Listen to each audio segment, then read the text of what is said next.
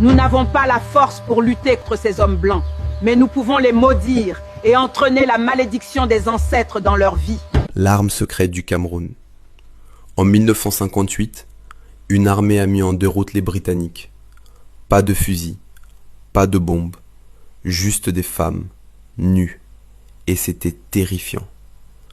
Dans les montagnes du pays comme, au nord-ouest du Cameroun, existait une institution ancienne, le ANLU, une police des femmes.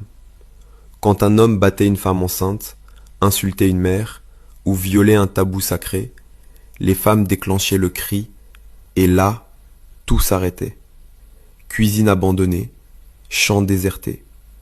Des centaines de femmes se rassemblaient, se couvraient de feuilles et de charbon et marchaient sur la maison du coupable. Elles urinaient et déféquaient dans sa cour. Elles se déshabillaient devant lui. Dans la croyance comme voir la nudité d'une mère en colère, c'est la malédiction suprême, folie, impuissance, mort. En 1958, les Britanniques ont voulu changer les méthodes agricoles des femmes, leur dire comment cultiver leur terre. Les femmes ont refusé. Un officier colonial, C.K. Barth, les a insultées lors d'une réunion. Erreur fatale.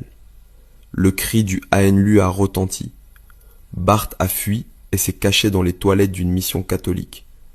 Mais les femmes l'ont assiégé là aussi, chantant des obscénités jusqu'à l'aube. Pendant 3 ans, les femmes ont gouverné le pays comme. Elles ont créé leur propre État.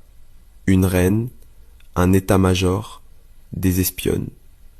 Quand la police venait les arrêter, elles se déshabillaient en masse.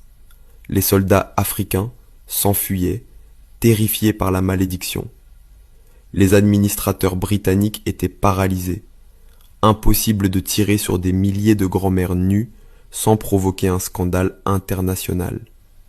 Leur arme ultime, l'aubergine sauvage.